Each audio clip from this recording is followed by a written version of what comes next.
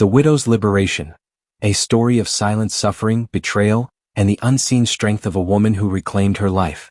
For years, Emma lived in a world that wasn't her own.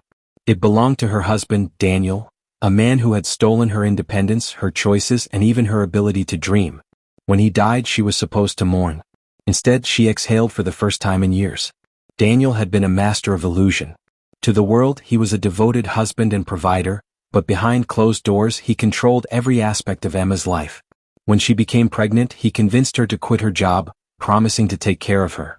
But his idea of care was caging her in, making her ask permission for everything, even something as trivial as a bottle of lotion. What was hers was his. What was his was his.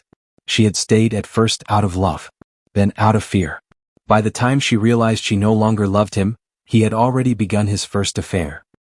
He made her believe it was her fault, blaming her for not being intimate after the traumatic birth of their child, a birth that had left her needing stitches. That was when she began to plan her escape. With no job and no outside support, she started selling things from home, hiding away small amounts of money whenever she could. She knew she would need a lawyer. But Daniel was always watching, always controlling. When he started another affair, this time with a friend, a man, Emma felt nothing but relief. It kept him distracted. She pretended not to know, even when their betrayal unfolded right under her nose. She let them have their secrets while she crafted her own, her exit plan. But then fate intervened. Daniel died suddenly. And with his death, the world rewrote his story. The man who had manipulated, abused, and belittled her was now remembered as a devoted husband and loving father. Even those who had known of his infidelity, his cruelty, spoke only of his virtues. His family painted him as a man who had given everything to Emma and their child. At the funeral, his affair partner had the audacity to embrace her, whispering, "He truly loved you." The hypocrisy was suffocating, but Emma played her part. She cried. She wore the mask of the grieving widow because it was the only way to protect what was finally hers. Had he lived, he would have stolen everything from her in the divorce. Her home, her child, her freedom.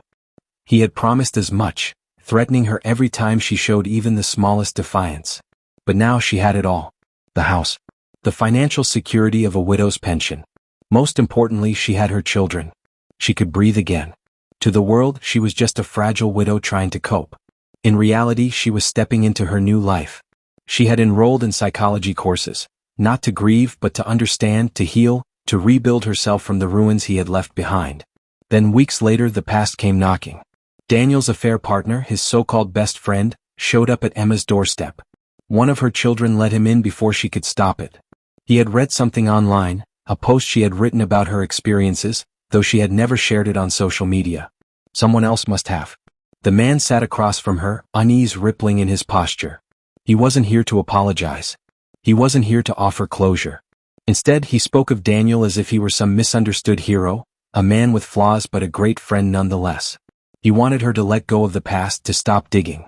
His words, his insistence, sent icy tendrils of fear crawling up her spine. For the first time since Daniel's death, she felt like she was back in his grip. The same intimidation, the same unspoken threat. He was afraid of the truth, afraid of what she might reveal. Emma had spent years shrinking under Daniel's shadow, but she wasn't that woman anymore. His death had done for her what she had been too afraid to do herself. She was free. And no ghost of the past, no lover clinging to secrets, no family painting Daniel as a saint, would ever take that away from her again. She had survived him. Now she would learn to truly live. For years, Emma had been silenced, forced into submission, a ghost in her own life. But now, standing in her own home, watching the man who had shared her husband's betrayal dare to tell her what to do, something inside her snapped. He had come with the same arrogance, the same control her husband once wielded. He, of all people, who had seen firsthand what Daniel had done to her, had the audacity to stand in her living room and tell her to be quiet, to move on, to pretend. As if she hadn't done that enough already. Her hand moved before she even thought about it. The punch landed squarely on his face, shocking them both. But Emma didn't regret it. If anything, it felt like she had just struck Daniel himself, the ghost of his control, the chains he had wrapped around her for years. "Get out," she growled, her voice steady, powerful. "Or I will tell everyone." He scrambled away, eyes wide with something that almost looked like fear. He had expected her to be the same woman she had always been, the one who nodded and obeyed, who swallowed her pain in silence. He had underestimated her. For days she replayed that moment in her head. The anger, the release, the finality of it all. She had spent so long letting others dictate her life. Never again. At first she had planned to remain silent, to let the past stay buried. But now she saw the truth. Staying silent was just another form of submission, another way for them to keep their power over her. If that man dared to come back, if he so much as tried to intimidate her again, she wouldn't hesitate to expose everything. The lies, the affairs, the abuse. She would scream it to the world if she had to. With the economic crisis looming, she knew she had to think ahead. Selling the house wasn't an option. No one could afford it right now. But renting it? That was an idea worth pursuing. If she could find a good job, she could save enough to rent another place for herself and her children while leasing this house for income. And maybe one day she would buy a small piece of land. Something that was truly hers. A place where no one could ever take her freedom again. Her children were adjusting little by little. They didn't speak much about their father, and she understood why. They had seen more than she had wanted them to. It had taken time, but she had finally found a child psychologist for them. They were going to their sessions now, slowly processing everything, and she was doing the same.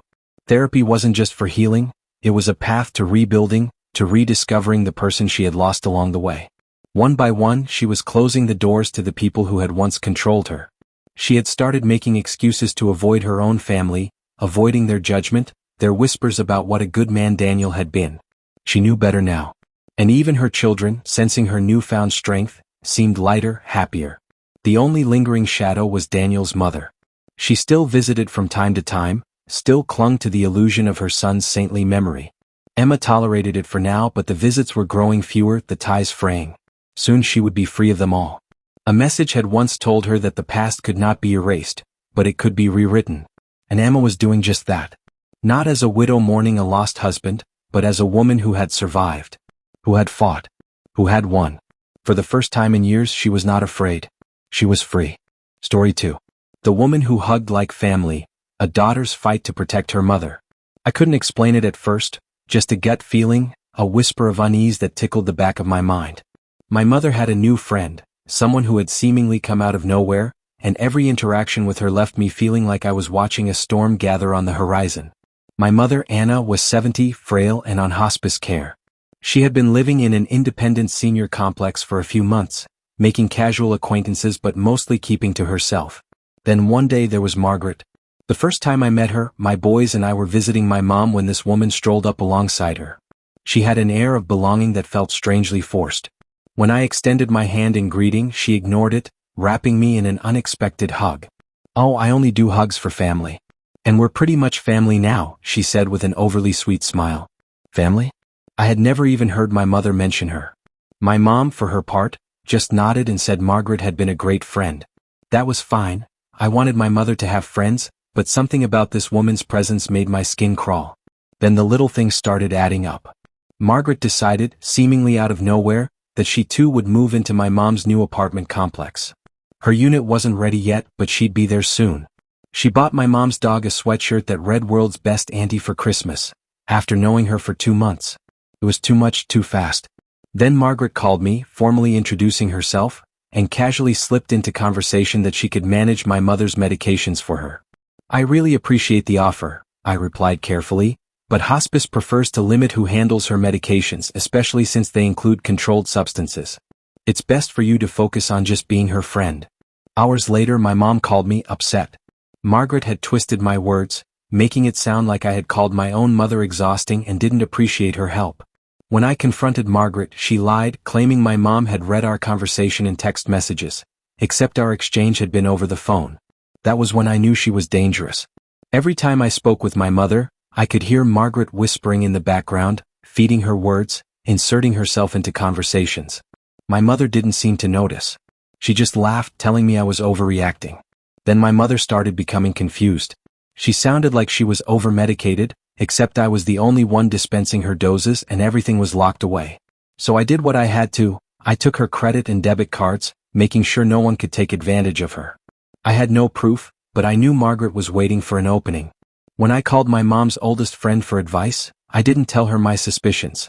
I simply asked if she had met Margaret. "I don't know why," she admitted hesitantly, "but I get a bad feeling about her. Like she's up to no good." Hearing that from someone else made me feel less crazy. But I still didn't know what Margaret's angle was. Then came moving day. I had installed cameras in my mother's new apartment with her permission. While I was out briefly testing the camera app on my phone, I caught a conversation between my mother and Margaret.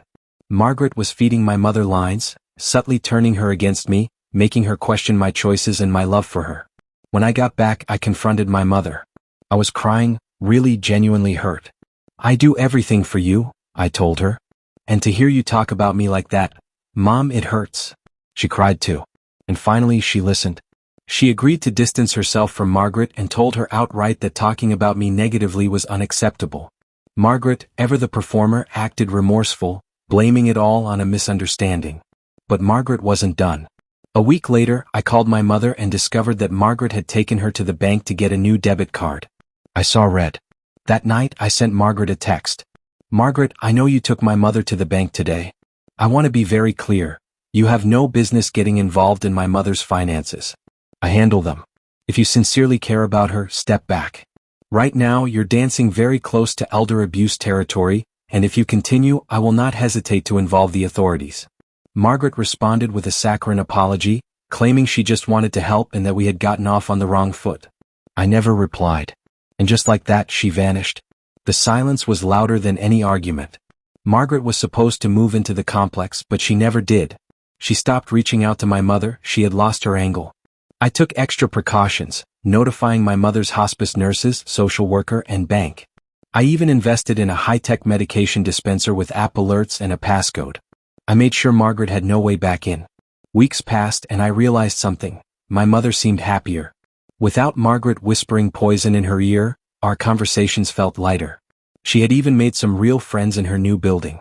Margaret never made another attempt to worm her way back in. Maybe she moved on to an easier target. Maybe she realized she had underestimated me. It didn't matter. Because my mother was safe. And I had one. Trusting your instincts can sometimes be the difference between safety and harm. When something feels off, it usually is. This story reminds us that not everyone who comes into our lives has good intentions, and when it comes to protecting our loved ones, we must always be vigilant. True kindness doesn't come with hidden motives, and real friendships are built on honesty, not manipulation. If you ever find yourself in a similar situation, don't hesitate to set boundaries and take action. Protecting the people we love is never overreacting. It's an act of love. Have you ever experienced something similar? Share your thoughts in the comments below. If you found this story insightful, don't forget to like, share, and subscribe for more real-life experiences and lessons that matter. Let's spread awareness and help each other navigate life's challenges.